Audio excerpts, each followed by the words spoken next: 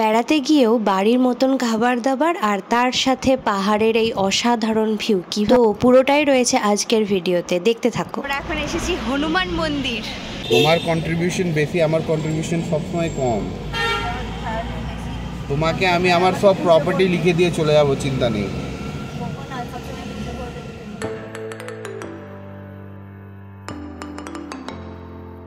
ভাই আমাকে আর দেবেন আমার ফোনে ভিডিও তুই নিতে পারবি এরকম এক একটা মোটামুটি জিবিতে যাবে, বুঝলি?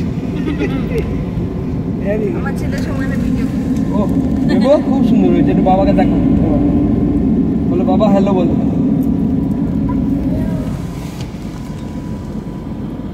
ভিডিওখানে হাই করে দাও ভাই। ও বাবা রে, আমরা এসছি চেঞ্জি। কি বলছিস? বলছি আমরা এসছি চেঞ্জি যাচ্ছি। এই ঘরগুলো একটা তুলে এই যে ঘরটা তুলে নিয়ে যাবো, একদম তুলে নিয়ে গিয়ে একটা মোনালিদের বাগানে আর একটা আমাদের বাগানে ওরকম একটা ঘর খুব ভালো লাগে। হ্যাঁ, ওই তো বেবো থাকবে ওখানে, একটা ভাব বুঝবে। Hello everyone, welcome back to my channel প্রিয়াজ family blog. আমি প্রিয়া, আমার ব্লগে তোমাদের সকলকে স্বাগত জানিয়ে আজকের ব্লগটা স্টার্ট করছি। তোমরা আগের দিনের ভিডিওতে দেখেছো আমরা পেডং যাচ্ছিলাম, তো পেডংয়ের সম্বন্ধে কিছু কথাও বলেছিলাম। এখনও অনেক কিছু কথা বলা বাকি রয়েছে। তো এই যে নর্থ বেঙ্গল অফবিট প্লেসের পার্ট 2টা শুরু করছি। শিলিগুড়ি থেকে পেডং যেতে তোমার 3 ঘন্টা সময় লাগে। শিলিগুড়ি হয়ে কালিম্পং হয়ে 100 কিলোমিটার রাস্তা পার করে তারপরে পেডংয়ে পৌঁছাতে হয়। তো এখানে একটা মন্দির রয়েছে, মন্দিরের কাছেই দেখছো কীরকম ফুলের দোকান, মানে ফুল প্রসাদ ওখান থেকে নিয়ে ঠাকুর পুজো দেওয়া হয়। আর আমাদের অনেকটা দেরি হয়ে যাচ্ছিল পৌঁছাতে, তাই জন্য আমরা আর ওখানে নামিনি। আমরা একবারে গিয়ে দাঁড়াবো তোমার হনুমান মন্দিরে। আর এখানের মানুষজন যখন নিজেদের মধ্যে কথোপকথন করে তখন নেপালি ভাষায় বলে, আর ট্যুরিস্টদের সাথে তোমার ইংরেজি বা তোমার হিন্দি ভাষায় কথা বলে। তো চলো এই পাহাড়ি রাস্তাটাকে এনজয় করা যাক।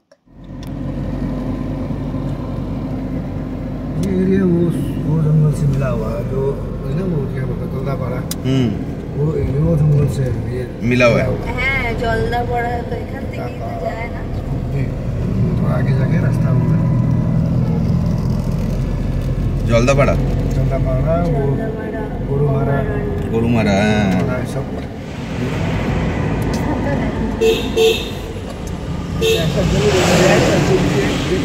मिले जाएगा।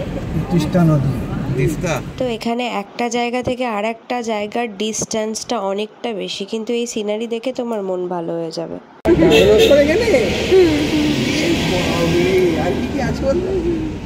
গডজিলা।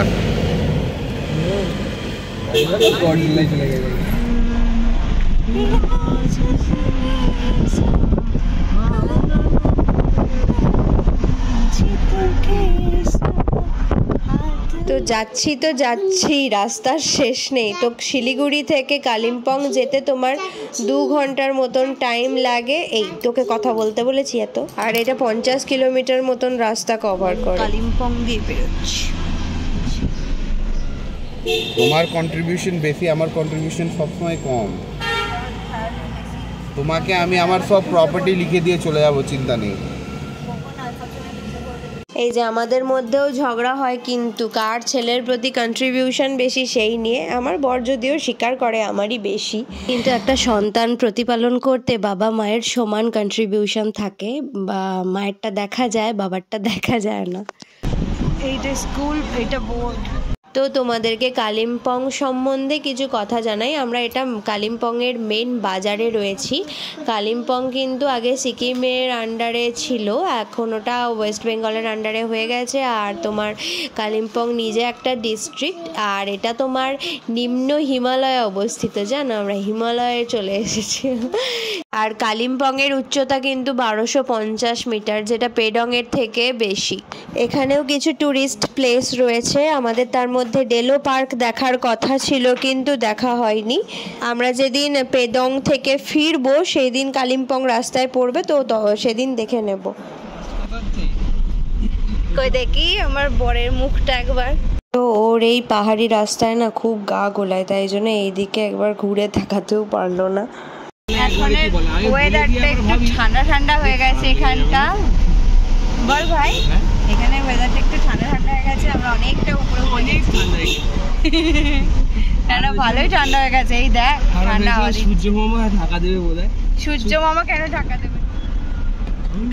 তো আমরা যত উঁচুর দিকে যাচ্ছি ততই ওয়েদারটা এত ক্লাউডি হয়ে যাচ্ছে, বেশ অন্ধকার অন্ধকার, তোমরা ভিডিও দেখেই বুঝতে পারছো। আর আমরা পরের দিন লাভা গিয়েছিলাম, তো লাভা যাওয়ার পথটা দেখে মানে এত সুন্দর না, ওখানে রাস্তা দেখেই মন ভরে যাবে, এত সুন্দর, মেঘগুলো মনে হচ্ছে হাতের কাছে চলে আসছে। তো পরের দিনের ভিডিওতে আমি লাভা যাওয়ার ব্লগটা শেয়ার করব। আর এই যে এখন আমরা যাচ্ছি হনুমান মন্দির। তো সব থেকে বেশি ঠান্ডা আমরা পেয়েছিলাম লাভা গিয়ে, এত সুন্দর লাগছিল, আর তোমার বৃষ্টিও হচ্ছিল হালকা হালকা। এবার আমরা তিস্তার উপরের ব্রিজ দিয়ে চলেছি। কালিম্পংয়েরও একমাত্র নদী হলো তিস্তা নদী।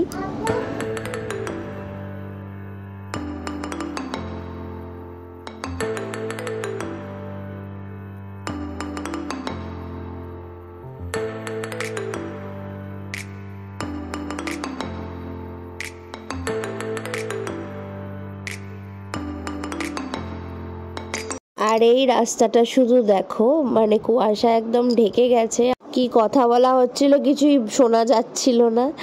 আর তোমার এখানটা বেশ ঠান্ডা ছিল। মেঘটা নেমে গেছে, দেখ তো সামনের দিকে দেখো, ওই ওপরটাই দেখো, ওপরটাই দেখো। আর এই ভিডিওগুলো সমস্তটাই আমার বর করেছে। আর এই যে আমরা হনুমান মন্দিরের কাছাকাছি চলে এসেছি। ছেলেকে নিয়ে হাঁটছি, বাবা পাই পারবি?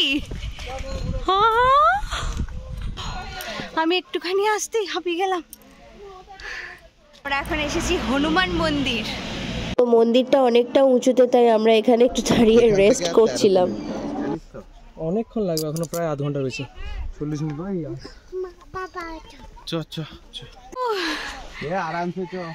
ওই দেখো হনুমানজি।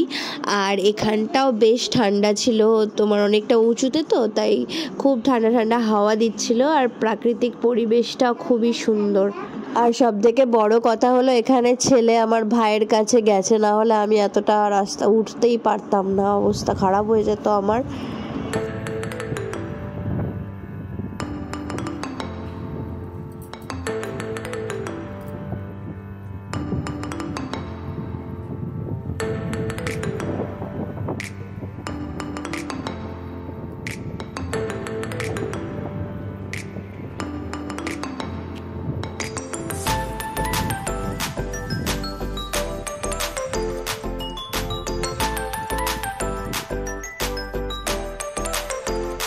হাওয়া দিচ্ছে, বলো বেটু। এই যে ফটো সেশন চলছে, আর ওই যে আমাদের হনুমানজি।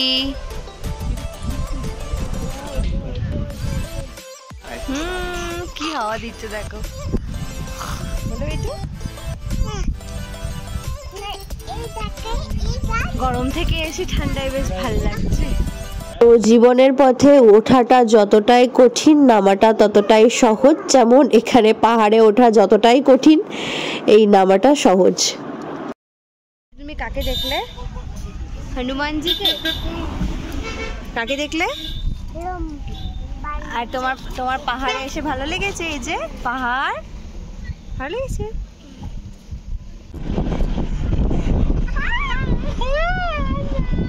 শ্রীরাম। তো এবার যাচ্ছি আমরা পেডংয়ের হোমস্টেতে, হিডেন হেভেন হোমস্টেতে আমরা থাকবো পেডংয়ে। আর এখানে বেশ বড় বড় প্লেগ্রাউন্ড রয়েছে বাচ্চাদের খেলার জন্য। এই দেখো,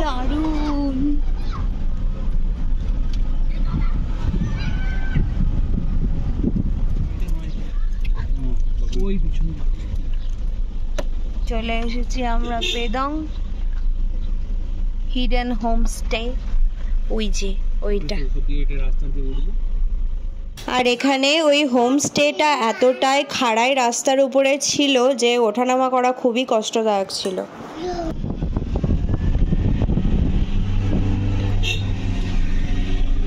রাস্তাটা শুধু উঁচু দেখো।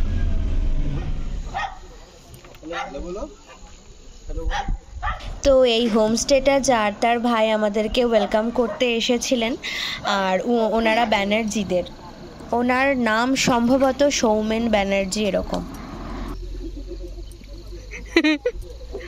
তো চলো হোমস্টের মধ্যে যাওয়া যাক। আর হোমস্টে মানে কি বলো তো, অনেকেই হয়তো জানে, তাও যারা জানে না তাদেরকে আমি বলে দিচ্ছি।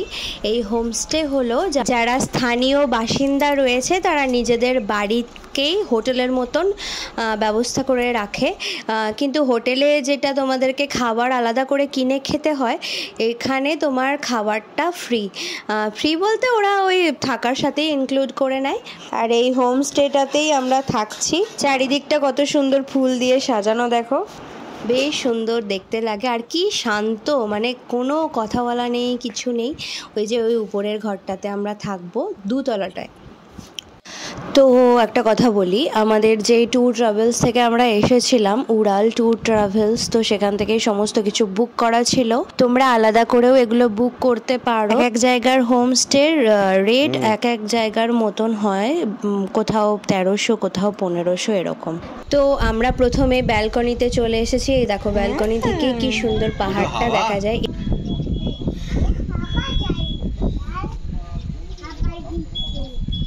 তো আমরা 3টের দিকে রুমটাতে ঢুকেছিলাম, আমাদের এখনো লাঞ্চ হয়নি। আমাদের রুম আসতে বেটু, এই যে সব নিয়ে চলে এসেছি, কিন্তু এখানে আয়না নেই, ড্রেসিং টেবিলটা। আর এই যে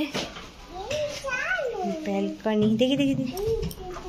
তো আমাদের এই রুমটা অতটাও পছন্দ হয়নি, তাই আমরা আবার রুমটা চেঞ্জ করে নিয়েছি। ওই সাইডের রুমটা চলে গিয়েছিলাম। আমাদের রুম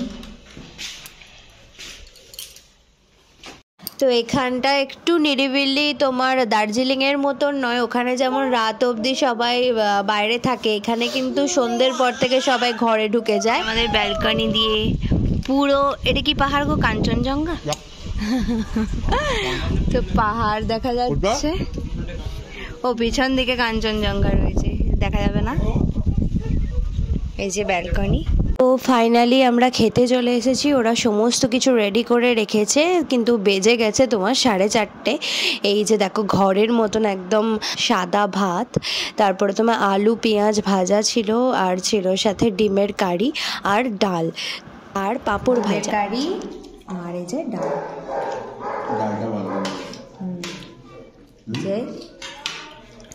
আর এই যে ইনি খাচ্ছেন এখানে। বাইরে ভালো হাওয়া দিচ্ছে, আর এখানটা বেশ সাজানো গোছানো। তারপরে ঠিক সন্ধে 7টায় আমাদেরকে চা আর স্ন্যাক্স দিয়ে গিয়েছিল। আর এখানে পাহাড়ি রাস্তায় রাতের দিকে কেউ খুব একটা বাইরে বেরোয় না। আর এই যে ওরা বাইরে গিয়েছিল একবার, সিঙ্গারা নিয়ে এসছে। কেমন খেতে ভাই? পাহাড়ের সিঙ্গারা। ছাদে যাচ্ছি, একটু অন্ধকার হয়ে গেছে, আমরা আজকে আর কোথাও বেরোইনি, এখন শুধু ছাদে যাচ্ছি। হ্যাঁ, দুটো যাচ্ছে। এই যে ছাদে,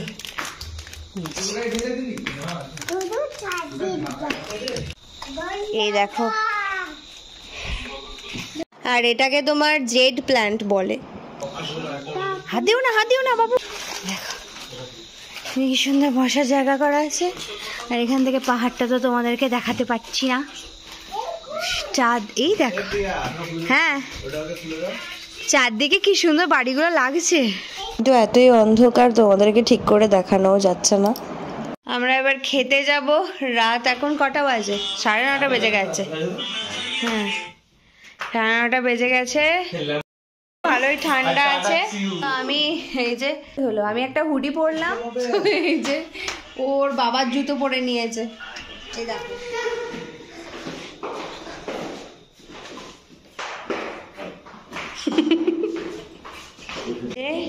ভাত, ডাল, সবজি। ডোডো এখানে এসে থালা মুছছে। এখানে কি আছে? চিকেন। আর এটাতে রুটি আছে, রুটি।